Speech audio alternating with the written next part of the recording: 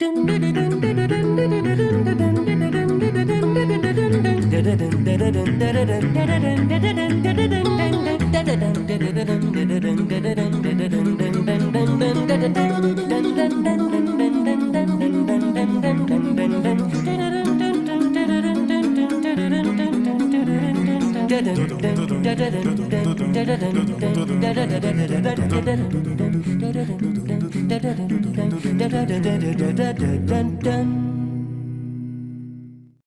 evening, ladies and gentlemen. We're so glad to welcome you as part of our community tonight. Please note that this webinar is being recorded and distributed live stream. By entering this virtual meeting room, you give your consent to be recorded and distributed by Vienna Live with Simeon Morrow and other third parties. If you prefer to not be recorded, please go to the Facebook Live video feed, the link to which I'll now place in the chat room. Tonight, our featured guest is Melissa Misener, a singer, stage director, and the artistic administrator of Opera Tampa. Hello, thank you.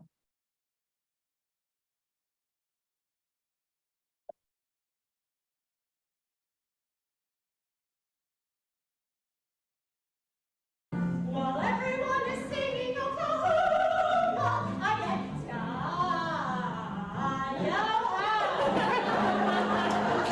I'm deadly of some of my finer roles.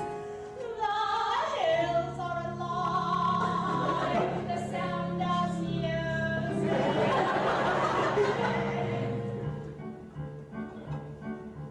Three little maids from school are filled with girlish glee. Three little maids from school.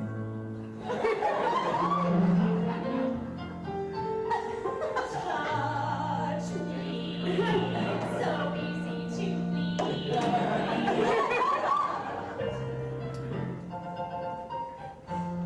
What mirror where? Which one where? Such a pretty me.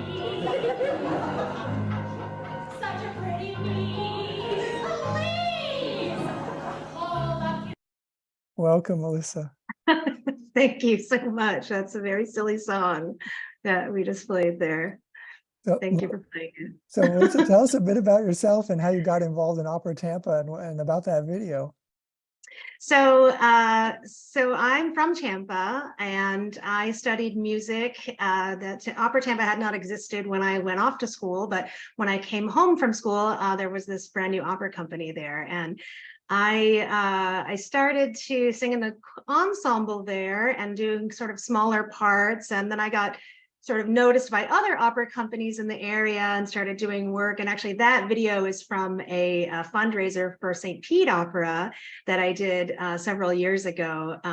But then on my journey, I started not only performing, but stage directing. I got hired to stage direct for the local university production of Hansel and Gretel. And ever since then, I never really pursued being a stage director, but it just happened to me. And I keep getting offers to stage direct shows, and that is sort of how I became full-time employee of Opera Tampa, is because I am also the resident stage director there. So I'm responsible for a lot of shows there, but I still get to perform, and it's 3 miles from my house, and it's just a wonderful gift of a journey for me that I'm here in my hometown making the art that I love for my own community. So that's basically in a nutshell how it happened. Wow, how exciting. Wow. So for those of us who are not familiar with Florida, we're going to bring up our first roundtable, which is going to be about that. So we get a little sense. We know that Florida is an incredibly, how do I say, it's always it's the center of attention in the United States. And probably the rest of the world. So let's take a look and see what Florida is like, and then you can tell us about the art scene there. It's time to let yourself explore the wide open beauty of Florida. Cast away your stress and soak up some peace of mind. Make each day shine exactly the way it's supposed to. Whatever getaway you're imagining, You can make it real here. Wow. Okay, so that's from the official Florida Tourism Agency. That's they're putting on a Yes. very nice face.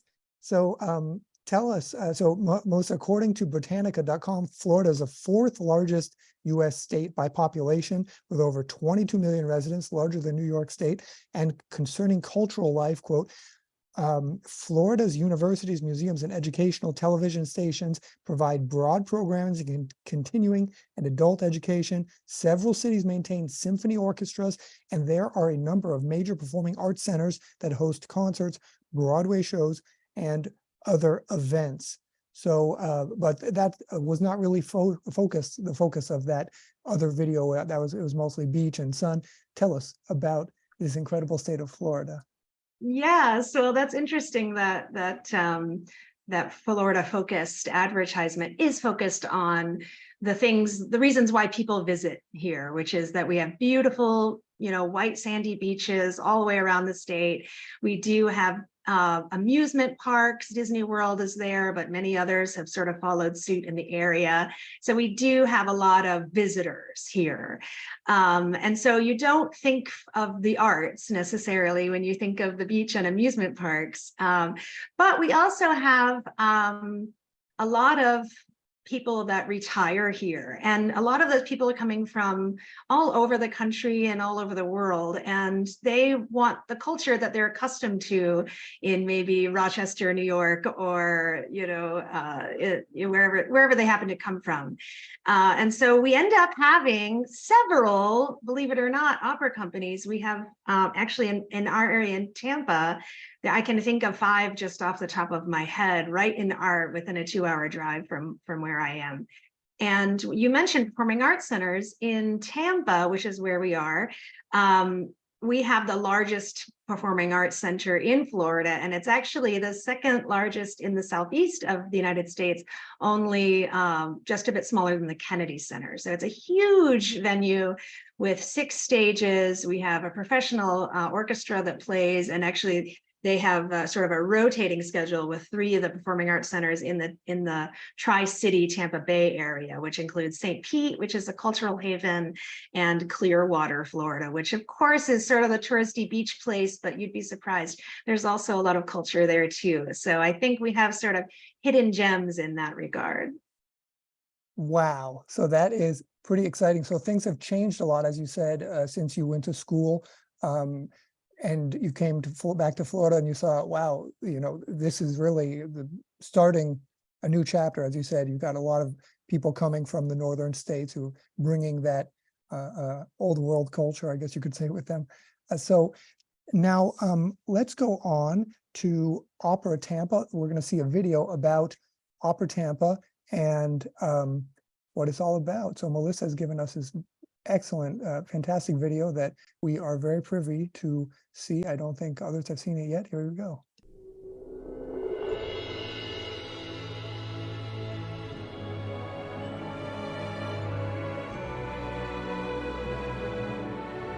Hello, my name is Hannah White, and I am an Opera Tampa singer. I must have been 12 or 13, and they had a singer come to my school for choir. I just remember her being from Opera Tampa. She sang for us, and it was something more incredible than I have ever experienced in my life. We do these outreaches, and we don't know, when we're walking into the room, who our audience is going to be necessarily. And for me to capture one heart, one kid's heart.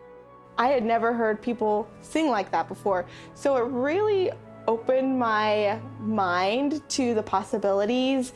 The fact that she's now here singing with us, and it was Opera Tampa's outreach that went to her school, and this is why she wanted to pursue opera, it's just a victory. The rehearsals for Pagliacci are intense, for sure, because it's really hard music. And it was something that I never imagined myself doing and loving. I fell in love with opera. Lord, I am a pirate king. We really wanted to give an opportunity for teenagers who were interested in opera to have sort of an outlet. We give them the experience of what it is you have to do as an opera singer. My dream would be to see the opera workshop be, we can't fit everybody in. I remember the first time that I ever did these opera workshops, I really felt like this is what I'm going to be doing for a living. And it was honestly one of the best experiences of my life. I've made so many friends and it's been really fun. They have created this little niche group of opera singer teenagers at Patel Conservatory, because they come for the summer camp and then now the workshop that we did, and now they're going to be performing in Pagliacci with the adult chorus. It feels almost not real. It's like, wow, I'm making my way to being on that stage and it's amazing. It's so exciting because it's what I've been preparing for. It's surreal. It's amazing. It is an absolute dream role for me. What has your arts experience meant to you? It's meant everything.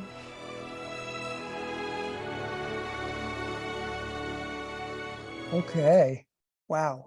So that is pretty impressive. So Melissa, Opera Tampa describes itself as follows. For more than 25 years, Opera Tampa has served as a resident opera company of the Straz Center, providing breathtaking productions and exemplary educational outreach opportunities to the Tampa Bay area. Opera Tampa's elaborate full-scale productions feature world-class conductors, vocalists, and award-winning designers who collaborate to produce and present the highest caliber of grand opera, complete with all the spectacle and grandeur that makes opera the queen of the performing arts.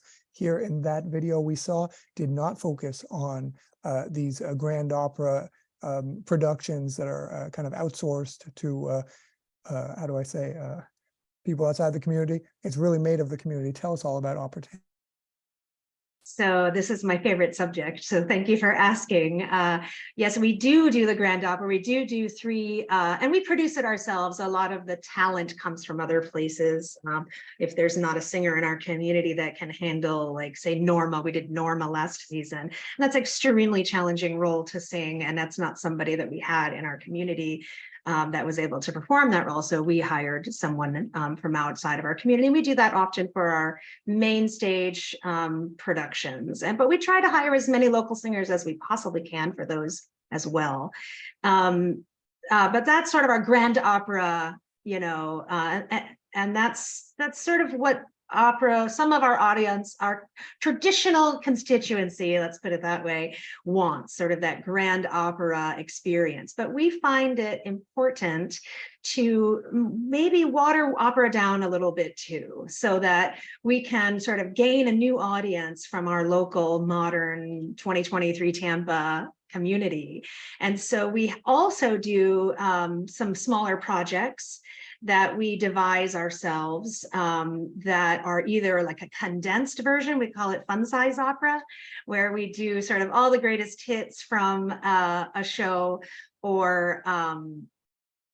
or a collaboration, a compilation, basically. Like we do a Halloween show every year, and we do a lot of the Verdi witches from his opera Macbetto, and we put in also, some more modern Halloween-y kind of music, so that it's sort of a lighter version of opera, softer ball, if you will, and the community can sort of access it. We do that show outside, so right on the Riverwalk, so the people are walking by can see that show for free. But it also allows us to hire our local singers and develop our local singers. And so we love any opportunity that we can sort of train the singers that are in our area and employ them, so it gives them a reason to stay here in our area, so we can feed the pond that we're fishing in, basically, is the idea with that. And then again, like the video alluded to, we have so many school outreaches that we do every year, probably 25 performances a year, something like that, where we go out to elementary schools, middle schools, high schools. Sometimes we do other kinds of community venues for elderly and disabled adults. And we just get out there and try to talk about opera and teach about opera and make it experiential so that people have a kind of emotional connection to the experience.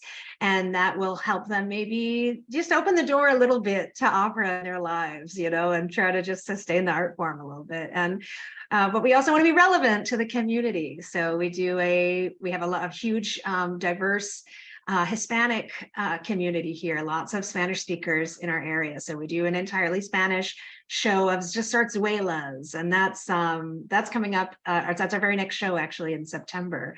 We're doing an entirely Spanish show called Spanish Nights. And it's all local singers, and we actually are hoping to get some new audiences into the building, because we know that just having that first experience and feeling comfortable and welcome is so important for people and is vital to sustaining the arts. So yes, Spanish Nights is coming up next. Thank you. And then yes, go ahead. Yeah, we also have our Halloween show that's happening in. You don't see tickets for the Halloween show there, because that's a free show that happens on the Riverwalk. And that's like I said, in late October. And then our main stage season happens in the winter time, because mostly a lot of the people, as I mentioned, come from the north, and so that we do have a lot of folks that are basically what we call snowbirds. So they live sort of in two homes, and their winter home is here in beautiful Florida. It is beautiful in the winter, I will tell you that. So we do our main stage shows in the winter. Don Giovanni is our opener, and that's going to be, obviously Mozart's perfect and amazing. So I don't have to say much about Mozart to sell that. And then I'll be directing Hansel and Gretel, and we're really excited about Hansel and Gretel in March, because we're using our own ballet company at the Patel Conservatory. The Straz Center not only houses Opera Tampa, but also houses a wonderful arts conservatory. And within that arts conservatory is a wonderful school called the Next Generation Ballet, and it's a competitive ballet school. So a lot of people come from a lot of places to study ballet here.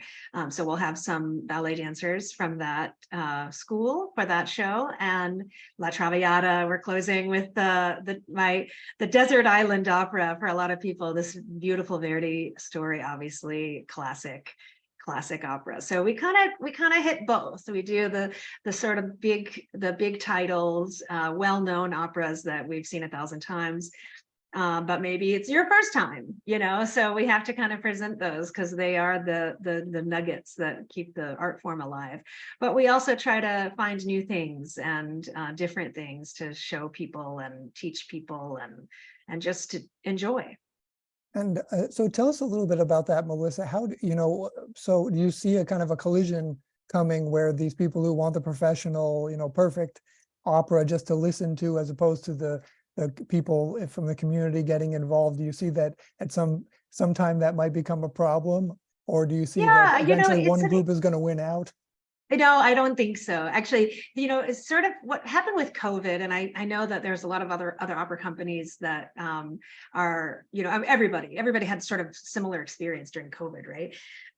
But we couldn't do it. We couldn't do our main stage opera shows because it was inside. Obviously, you can't bring an orchestra. You can bring an orchestra outside, but that's, not the easiest and cheapest way to do it. Not that opera is cheap at all, but we also didn't want to have long performances, right? Because you didn't want to have to, have people have an intermission and try and use the restroom and all these things. So what we did in Tampa during the winter months, when it's beautiful outside, we created hour-long condensed operas or shows like our Halloween show, or we had a little Christmas thing that we did out there, just because it's in the cold months. So we used our little outdoor stage that we have, and we condensed the operas. We had a opera, my collaborative partner, Alex Fallhaber, we together make Cackling Harpies, which is it's our writing directing team name, but she and I condensed Madama Butterfly. And actually it ended up being technically, if you ask me, a better version of the opera than what is offered nowadays, considering the problematic racial issues with the piece. You know, we're getting to a place in our modern day society where stories like Madama Butterfly are harder to tell because you know, we have to be respectful of all the cultures represented, and you know, the ways that we've done so in the past aren't really still working nowadays with our modern sensibilities. So what we did with Madama Butterfly is sort of turn it on its end. We kind of took all the best music from the show and sort of made it this regretful story from the perspective of Sharpless, who is a sort of a side character in the main show. And actually people loved it from both sides. So the people that want the grand opera and the traditional piece, they loved the condensed version as well, because, you know, frankly, I think a lot of people in the audience aren't necessarily interested in all of the recitativo and all of the, you know, repeats that are in opera. I think it could use some condensing for a modern audience at times. And, fantastic. you know, and I don't think you're going to get much of a fight for that. And so it brings me to the point I wanted to ask you about, because we had on the show Bruno Nicoli, a conductor, as guest, a conductor at the La Scala. And when I asked him, you know, for the people who don't know about opera, what should they do? And he said, well, don't go to a full production. You know, so I think he's saying he would be very pleased with what you're offering. This seems that's nice to very, hear. very interesting. I mean, so, and what has the feedback been? What kind of reception have you and your artistic partner had? Well, I mean, like I said, at least during the COVID times, we were outside doing these things. You know, everyone was just so grateful to be, you know, sitting with live performance, because at that point it was not happening anywhere, you know. So I think people did respond very well. And for somebody who is an opera lover, who's hardcore, that wants to sit through Wagner's Ring Cycle, they do want a little bite-sized piece of opera for their neighbor to come listen to, because they're trying to get their neighbor to appreciate opera. And they don't, you know, I mean, it's long. Opera is long, and that's not a misconception about it. You know what I mean? So that is the case, and the modern audience just doesn't want to sit through all of it. So I think it's a good reception. Now, I don't know if our main stage operas are going to turn into those bite-sized, fun-size operas, as we like to call them. But we're going to continue to create those and develop those, because I do think it's important for the future of opera, because it shows what the art form can be and what it is in a more of a, you know, easier to bite piece. Fantastic. That makes sense. Fantastic. So that's incredible. Dr. Davis, you have a question? You have to turn. Oh, no, okay, got it. So before we move on to our final question, I just wanted to say, so that girl who was so inspired by, young woman, I should say, so inspired by what you're doing, how can people get involved if they want to get involved, if they want to support Opera Tampa, if they want to, it sounds like that's where the direction that you're really headed in, is having people who are really involved, even if that means they're involved in just going to the full stage operas. So they're giving their support. Tell us what kind of support do you need? How can people get involved? Well, I mean, as you know, it's an exceptionally expensive art form, and even if we sold every single ticket in the hall, we probably still would need donations. You know, it's that kind of thing, because, you know, when you factor in the army that it takes to create it. But, you know, luckily we have people in our community that value it enough and recognize the value of it, and see people like Hannah White, who is just, you know, an elementary school student who gets turned on by one little moment, and that changes the course of her life, you know. So yes, if you want to see Hannah perform, she's a regular, and I'm a regular, and so you can buy tickets at operatampa.org or the strazcenter.org. It's pretty one and the same. The Straz Center is an umbrella over Opera Tampa. And of course, if ever you decide you want to help us out, we would love financial support as well. Understood. Dr. Davis, you have a question, comment? Not a question. I just want to congratulate this lady And I appreciate her trying very hard to get people interested in opera. I know as well as you that it's very, very difficult to get people interested in opera. One little thought I had that you might want to take up on is that can you travel with your little snippets and go to different cities around either Florida or other states close by, or even up here to New York? I mean, I live out in the boondocks. They won't take opera if you give it to them on a gold platter. So, but I like the idea of getting the kids involved. You might be able to stimulate some thinking. Thank you That's again. great. That was very Thank good. you. Thank you so much for that suggestion. We would love that, obviously, to travel around. And I think you're right. The kids are the key, because even it's just endless possibilities with kids, isn't there? Yes, we would love it. We would love it for other opera companies to use, at least for the Cackling Harpies. When I speak of, I'm speaking on behalf of me and my directing partner, and our collaboration, the Cackling Harpies. We write these little, by fun size operas together. We would love for other opera companies to pick them up and produce them, or to be asked to produce them ourselves, and funded in that way. That would be amazing. That would be an amazing thing. I'd love that. Fantastic. Last thought, Melissa, in 20 years from now, what would you like to hear people saying about Opera Tampa? Okay, so in 20 years, I would love for Opera Tampa to be one of the best opera companies in the country. That's number one.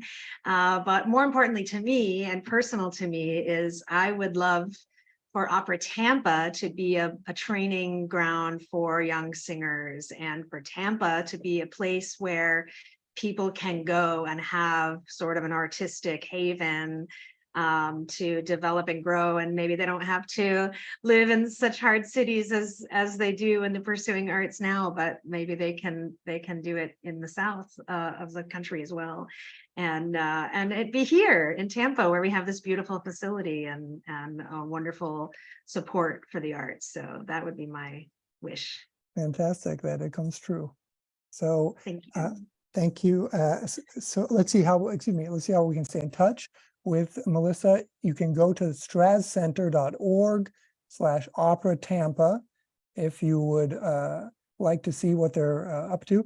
And then I believe if we go down, so there are all their shows, and then you can, I believe, get in touch with Melissa somewhere around Somewhere here. on there, for sure. You'll find me there. So it's under Opera Tampa, I think, About Us, something like that. There it is. Opera Tampa staff. Yeah. Just go there. There is the artistic director. And there's Melissa, artistic administrator. There I am. Fantastic. Okay, and then if you like, reach out to Melissa on her own website. This is melissamisener.com. I believe you can write her an email if you like, and she'll get back to you. Is that right, Melissa? People can That's ask her correct. any questions about Opera Tampa, about any of the above. Okay, fantastic. So reach out to Melissa, and thank you so very much to Melissa Misener. Thank you so much for having me. This has been delightful. So let's Thank take you. a look at what's coming up next Wednesday. It is Jay McLeod, Messy Church. When most people think of going to church, the last adjective that comes to mind is messy. However, messy might very well describe mainstream Western church's place in modern life. For over 3 generations now, a secular exodus has left those institutions in the dust.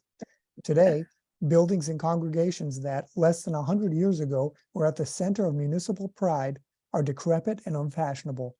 This messy situation has not gone unnoticed by church leaders, and while most have liberalized to try to stay relevant, like, for example, the Second Vatican Council, some are reaching out to people in even more unorthodox ways. That's where Messy Church comes in, officially defined as, quote, church, but not as you know it, end quote. The Reverend Jay McLeod, a sociologist and Anglican priest, joins us for a conversation about how Messy Church uses play to bring all ages together to pray. As always, all information about upcoming shows may be found at www.simeonmoro.com. Again, that is J. McLeod Messy Church next Wednesday. All information can always be found at www.simeonmoro.com. Again, thank you so very much to Melissa Misener. Thank you to Victoria and Frederick Mulligan and Agnieszka and Benoit Riroulet for their support of this show. Thank you very much to Mary Schlesinger for the lovely Viennese library you can see behind me. Thanks most of all to you, our participants, who make it all worthwhile. From New London, New Hampshire, and Tampa, Florida, goodbye, and see you next Wednesday. Bye. Bye-bye.